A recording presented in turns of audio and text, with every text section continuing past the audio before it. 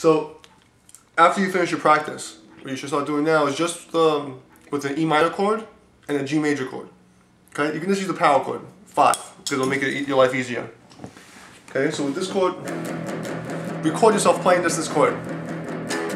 Nothing else. Okay? Over and over again. Give yourself like 2 minutes, right? And when you do it, make sure the rhythm's the same. It could be any rhythm, but exactly the same over and over again. Okay? So after 2 minutes, play with a metronome, if you can. And record that. Then just try to figure out how to play a solo using what I showed you over that note. You understand? So if you hear...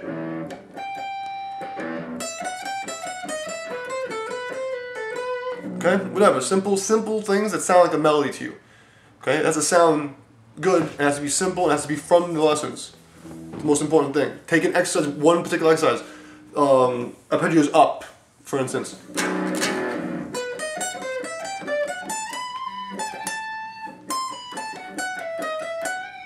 See what I mean? Nothing you don't know, but just simple and it sounds consistent.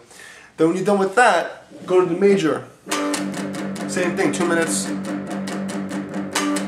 And do it for 2 minutes, perfect. And then when you're done with that, do the same thing, but now try to play the same exact scale and the same exact notes and make it sound right over that. Okay? And what happens is because you're displacing the third, you know what I mean? And you minds up making you flip the mode. And that's the beginning of understanding how modes work. You're playing the same scale, but because the keynote, well not the keynote, sorry, the root note was changed, the ear perceives the rest of it different. You understand? So if I play for Aeolian scale, right? But I'm playing over this, it's not gonna sound Aeolian, it's gonna sound Ionian. You understand? But if I go here,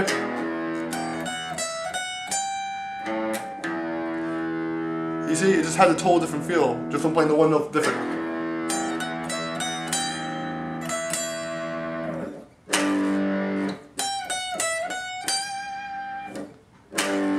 You see, it has like a different feel to it.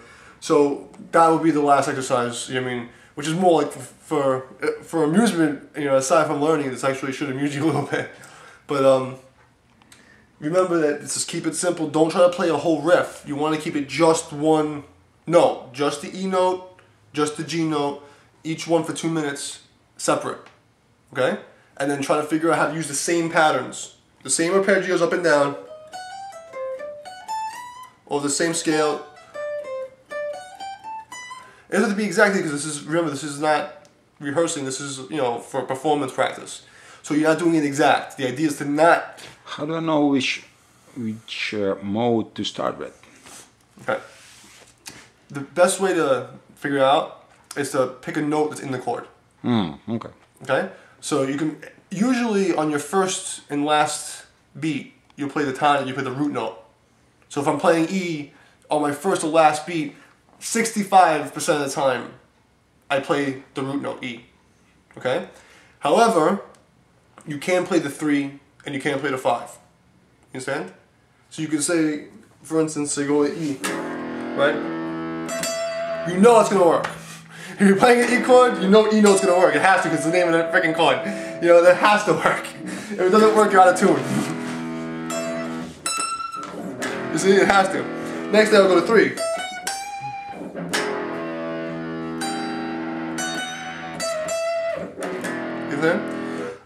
Then you go to 5.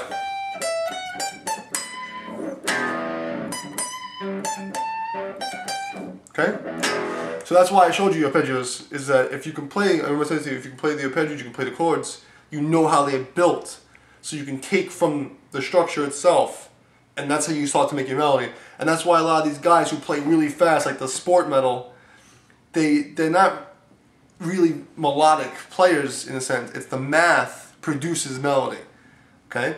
If they're playing these, say the 1 chord, and they see that there's the 1 and the 5 in the bottom, and the only note that's open is the 3, they have to play the 3 to start. You understand?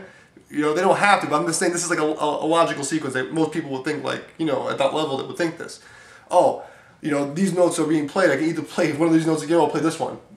And they start there, and then from that point, the same way I showed you how to If I'm playing Aoni and I can play this mode and they all connect, that's how they start their patterns.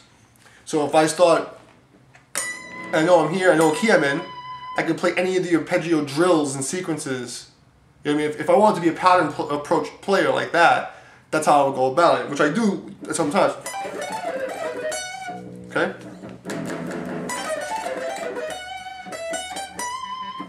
You understand? Now, obviously most of the pattern approach kind of guys, they wouldn't even do that little melody at the end. Just go. They would do, you know, most of the time you'll see them doing something exactly the same. Well, you know. Okay? So that's basically how it works out. So even when you see these large extensions, these big solos, it's not that. Because don't forget that the scale is only 2 strings long. Think of it like that. You know, in reality, the scale is only 7 notes long, but since we're guitar players, let's think of the structure of the guitar and say that the scale is only 2 strings high, you know what I mean, and only 12 frets long. You know what I mean? And after that, it's all repetitive. Everything's being repeated. You get what I'm saying? So it doesn't matter. You go, blah, blah, blah, blah, that doesn't mean crap because you're just doing this. So if I go like this, right? All I'm doing is this. In reality, it's all I'm going.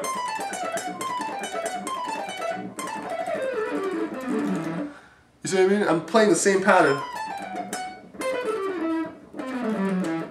You know what I mean? So all this is just repetitive extension. You know what I mean? So the best thing to do in the beginning when you're really trying to understand the solo is play in these small fragments. You know what I mean? And then use the drills and the sequences to carry you to the next octave and the next fragment.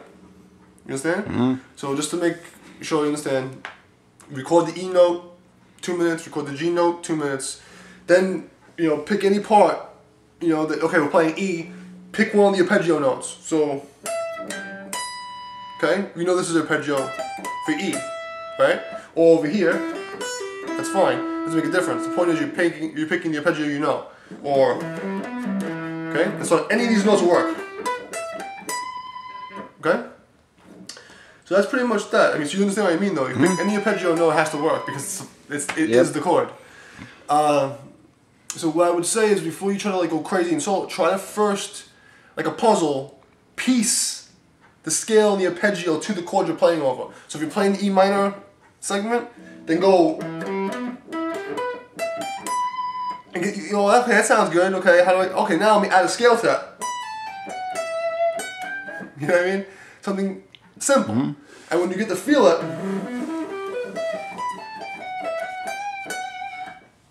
you see? Now when you can do that at moderate speed,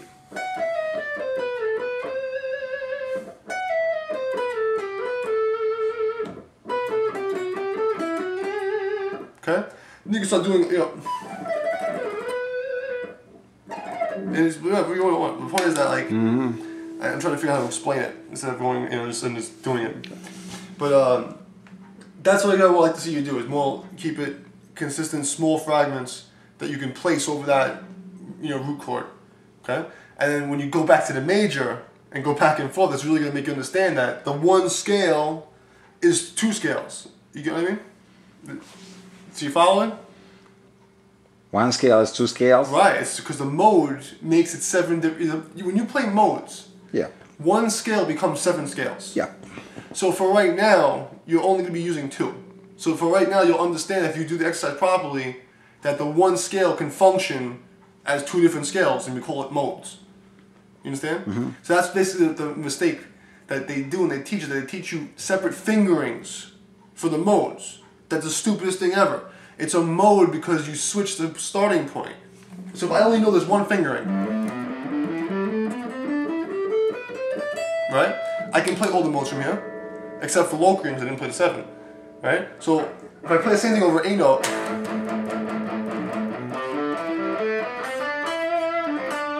still sounds Dorian.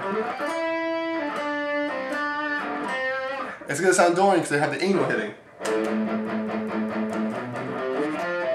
It's hard to play the same note, you know, at the same time. So if I go from here.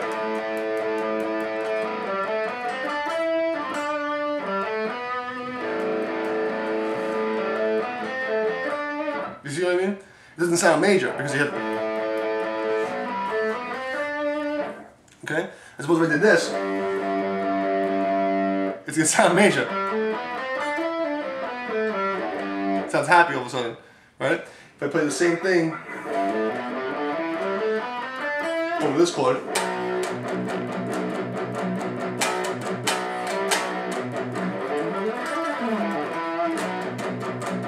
you see what I mean? It doesn't sound.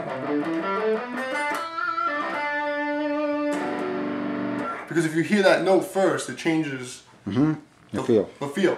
And that's what a mode really is. Yep. You know what I mean? So by doing this exercise, not only will you be able to start taking these random exercises and put them into use, but it's going to start teaching your ear to switch. You know what I mean? That's basically it. So you have any questions about that? Yep. Do you understand? So far. You get it? Yeah. Okay. So now